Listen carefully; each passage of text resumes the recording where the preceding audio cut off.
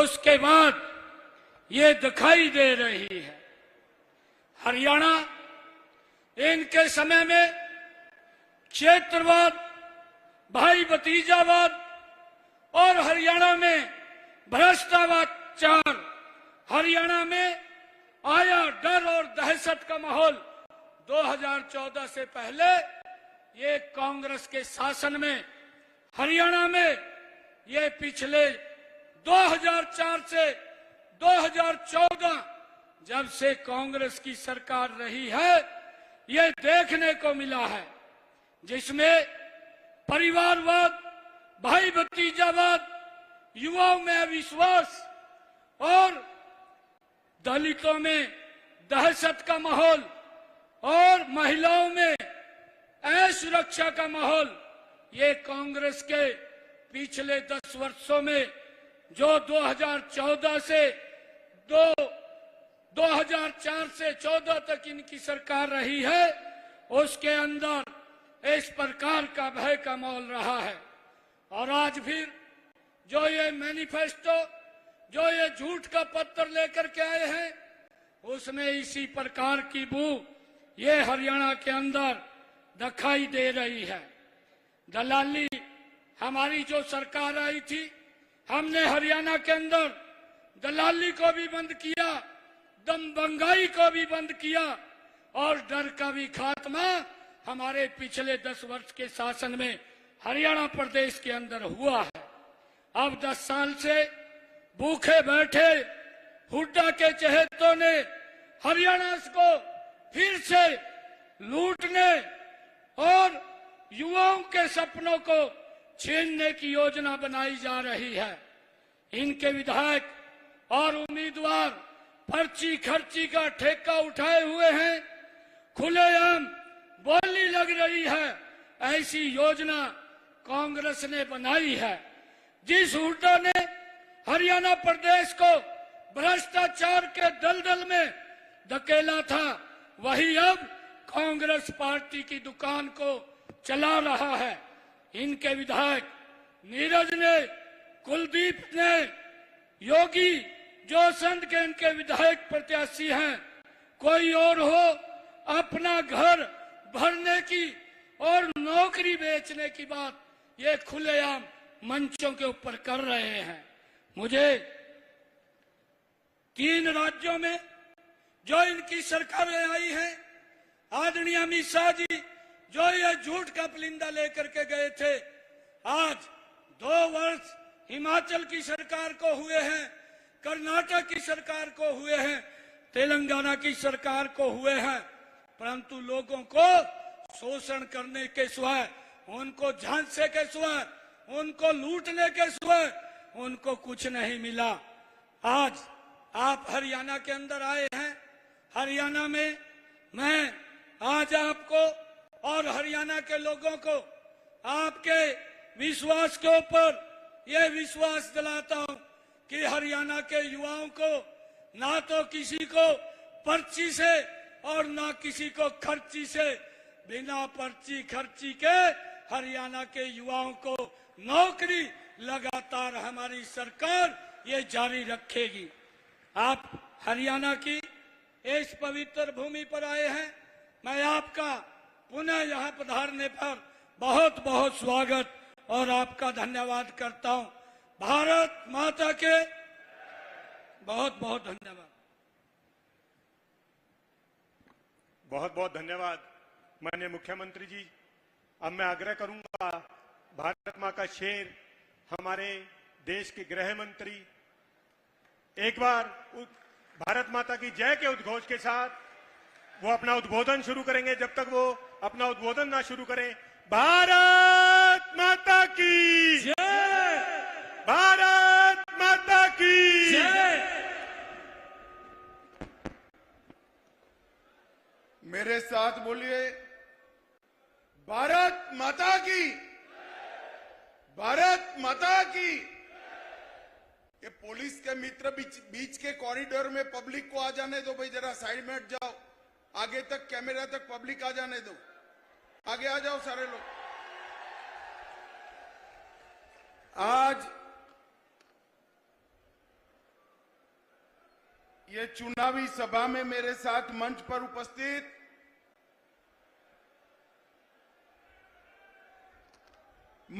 उपस्थित श्रीमान नायब सिंह सैनी जी, जो हरियाणा में पिछड़े, दलित, दबे कुचले गरीबों की आवाज बने हैं और हरियाणा को नई ऊर्जा भर रहे हैं। नायब सिंह जी के साथ लिए जोर से ताली बजाइए एक बार। हमारे जिला अध्यक्ष राजेश सापरा जी, बहन बंटो कटारिया जी, ईश्वर पालका जी, रमेश चंद ठस्का जी, मदन चौहान जी, रोजी मलिक जी, रामनिवास गर्ग जी, हमारे यूपी के वरिष्ठ नेता श्रीमान सुरेश राणा जी। सुरेश खड़े हो जाओ भाई, सुरेश जी के लिए ताली बजाओ जोर से। और आज 4 प्रत्याशियों को जिताने की मैं अपील करने आया हूं। चौधरी कंवरपाल गुर्जर जी जगाधारी से। अरे चौधरी साहब आगे आओ, जरा वोट लेना है भाई। जोर से ताली बजाओ चौधरी साहब के लिए। घनश्याम दास जी अरोड़ा आगे आइए। श्री श्याम सिंह राणा रादौर से। ये श्याम सिंह जी ने मेरी बहुत सभाएं देश भर में कराई है भाई, श्याम सिंह जी को जरूर जिताना। श्री बलवंत सिंह साडोरा। और आज यमुनानगर की इस धरती पर मेरे सामने इतनी बड़ी संख्या में अभी भी लोग आ रहे हैं। यमुनानगर वालों ने पंडाल जरा छोटा बना दिया है। इतनी बड़ी संख्या में आए हुए प्यारे भाइयों, बहनों, माताओं और मेरे जिगर के टुकड़े जैसे युवा मित्रों, आप सभी को नमस्कार। सबसे पहले गुरु नानक देव जी महाराज और दसम गुरु, जिनकी प्रेरणा से बाबा ने, बंदा सिंह जी ने मुगलों के तख्त को, गरूर को चूर चूर किया था, वो दोनों गुरुओं के चरणों में प्रणाम करता हूं। भाइयों बहनों, आज मैं आया हूं तब राव तुलाराम जी की आज पुण्यतिथि है। महान स्वतंत्रता सेनानी राम तुलाराव जी को भी प्रणाम कर मेरे बात की शुरुआत करता हूं। ये यमुनानगर की धरती है जहां महर्षि वेद व्यास का आश्रम था, जहां वेदों का पुनरोद्धार हुआ और यहां पर कपाल मोचन का मेला आज भी हमें धर्म की राह दिखाता है। वो भूमि को मैं बार बार प्रणाम करता हूं। भाइयों बहनों, ये हरियाणा है, ये वीर भूमि है। इतनी सारी माताएं यहां बैठी है। शायद हरियाणा में, मैं तो गुजरात से आता हूं, हमारे गुजरात तक कहते हैं कि सेना का हर 10वां जवान मेरे हरियाणा से आता है, हरियाणा से आता है। और हरियाणा की माताओं को, जो अपने नौनिहालों को देश की रक्षा के लिए भेजती है, उनको पूरा देश प्रणाम करता है। मैं भी हरियाणा की माताओं को प्रणाम करता हूं। भाइयों बहनों, ये देश, ये हरियाणा किसानों का प्रदेश है। ये हरियाणा खिलाड़ियों का प्रदेश है। और आज मैं आया हूं तब कांग्रेस पार्टी को कहना चाहता हूं, 40-40 साल से 1 रैंक 1 पेंशन की मांग हरियाणा करता था। हमारे देश भर के सेना के जवान करते थे, मगर कांग्रेस नहीं मानती थी। आपने 2014 में मोदी जी को प्रधानमंत्री बनाया, वन रैंक वन पेंशन को 2015 में समाप्त करने का काम मोदी जी ने किया। लाखों करोड़ों रुपया सेना के जवानों के बैंक अकाउंट में डायरेक्ट गए और एक कांग्रेस पार्टी आज भी जिस कश्मीर की सलामती के लिए हमारे जवानों ने शहादत दी, वो कश्मीर के लिए कश्मीर में जाकर नेशनल कॉन्फ्रेंस से क्या कह रही? वो कह रहे हैं कि धारा 370 समाप्त कर दी। भाइयों बहनों, मुझे बताओ, मोदी जी ने धारा 370 हटाई, उसको वो वापिस लाना चाहते हैं। मुझे बताओ हरियाणा वालों, धारा 370 वापिस आनी चाहिए क्या? अरे जोर से बोलो, आनी चाहिए क्या? ये कश्मीर जो है हमारा है या नहीं है? राहुल बाबा, तुम तो क्या, आपकी तीसरी पीढ़ी आ जाओ, धारा 370 नहीं आती। ये कह रहे हैं जो आतंकवादी जेल में है, पत्थरबाज जेल में है, उनको छोड़ देंगे।